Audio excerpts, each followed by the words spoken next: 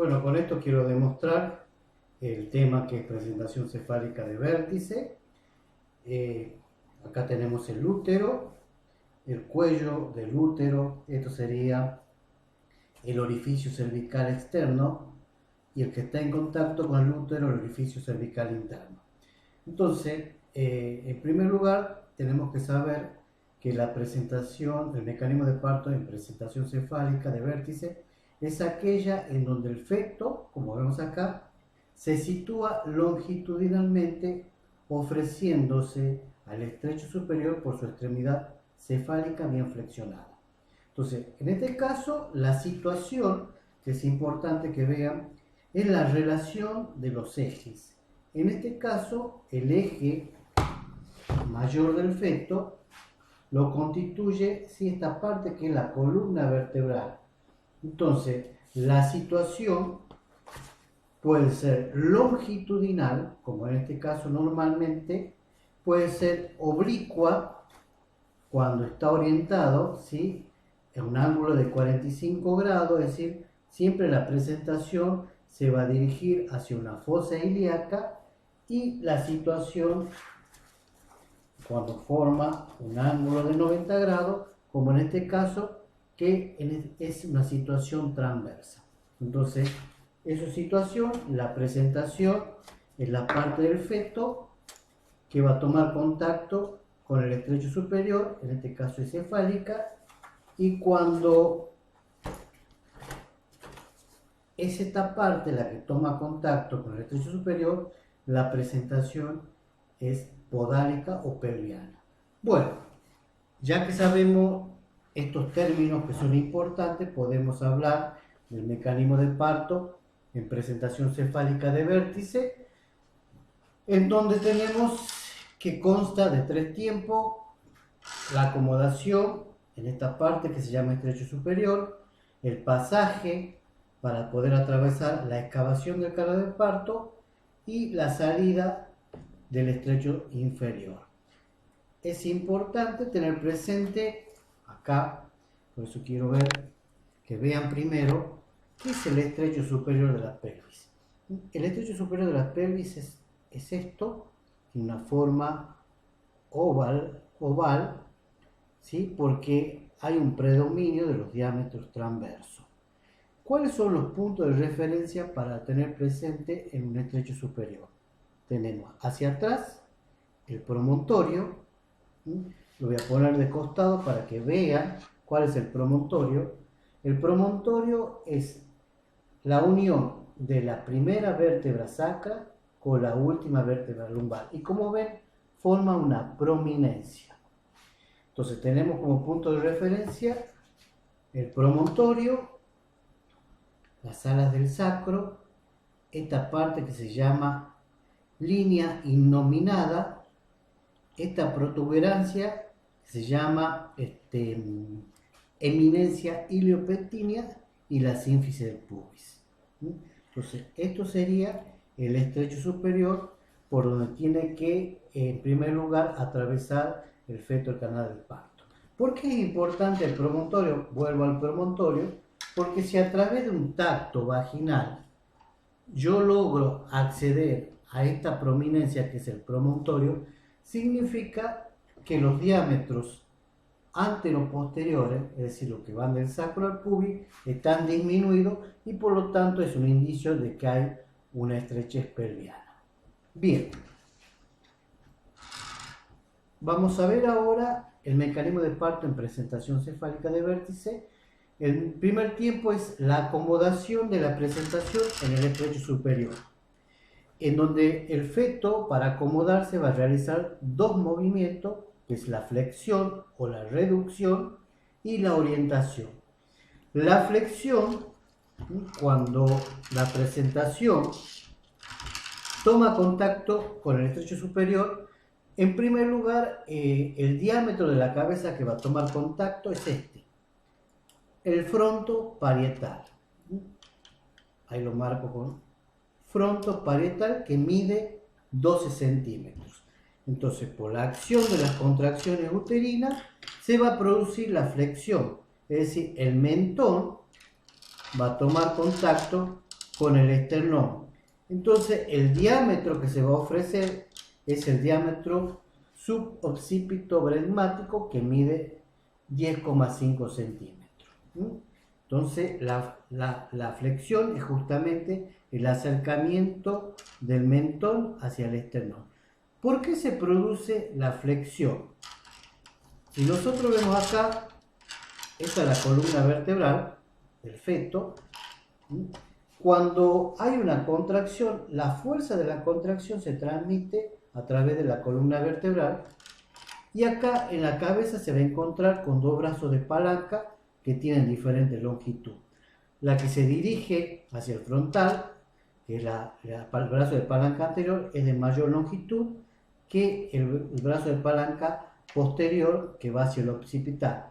Entonces la contracción o la fuerza cuando llega a este punto se deja vencer por el brazo de palanca más corto, y de esa manera se produce la flexión. Bien, ¿cómo sabemos que la presentación está flexionada? Eso vamos a saber a través del tacto vaginal. Entonces, a través del tacto vaginal, lo que yo voy a buscar es la fontanela. Acá tenemos, en el móvil fetal, vimos que la cabeza fetal estaba formada por suturas y fontanelas. La fontanela esta, que tiene una forma de un rombo, se llama fontanela anterior o mayor. Y la que vemos acá, que tiene una forma de un triángulo, se llama fontanela posterior o menor. Cuando la presentación está flexionada, a través del tacto vaginal, lo que yo voy a tactar es la fontanela posterior, no la anterior, porque si yo estoy tactando la fontanela anterior, significa que la presentación es deflexionada, una presentación de bregma, de frente, o puede ser de cara. Esas son presentaciones deflexionadas. Entonces, que quede claro que en el primer tiempo tenemos la flexión. El objetivo de la flexión es reducir los diámetros de la cabeza fetal para ponerlo en correspondencia con los diámetros de la pelvis. Y también va a realizar la orientación. ¿Qué significa la orientación? Va a buscar un diámetro del estrecho superior para poder atravesarlo. Generalmente el diámetro que utiliza es el diámetro oblicuo izquierdo, este que va acá, que va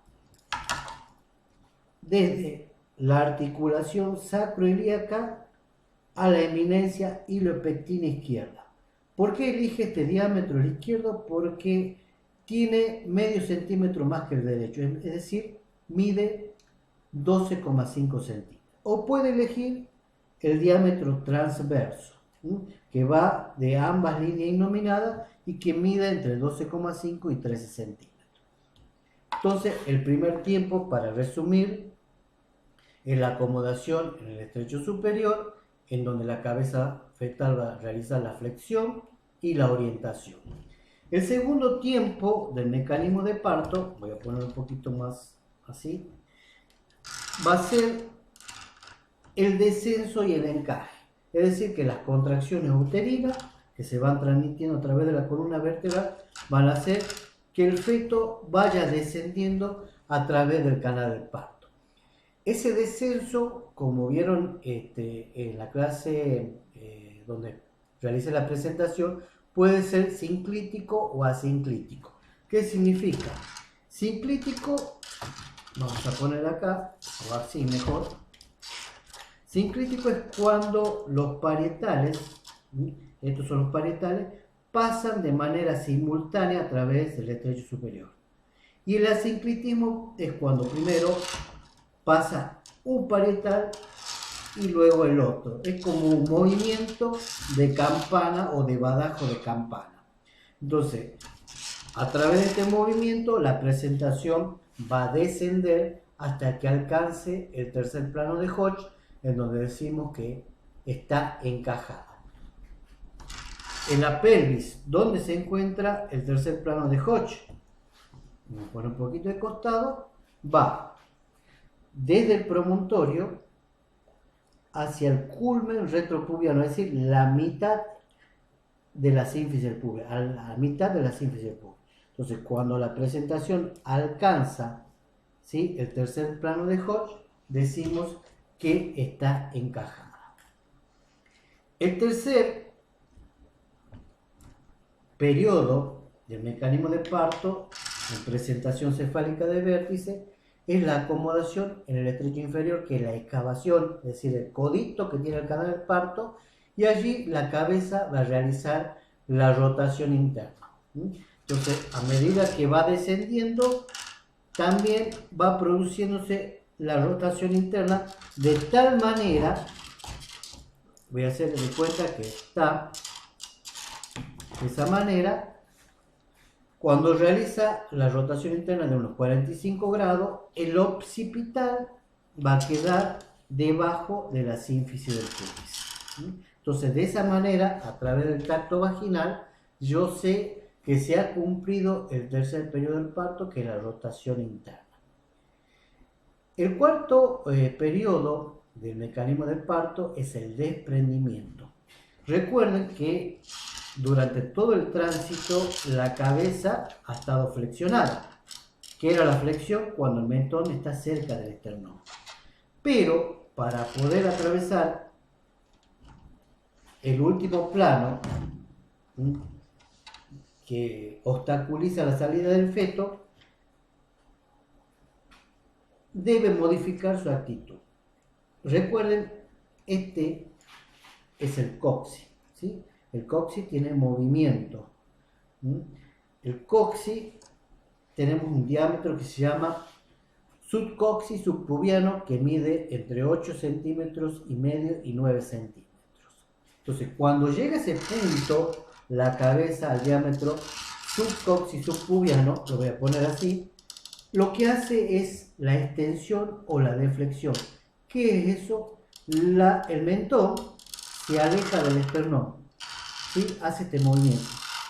Y con ese movimiento se produce, vamos a ver acá, la retropulsión del coxis. Ese diámetro que medía 9 centímetros se va a convertir en un diámetro de 12 centímetros.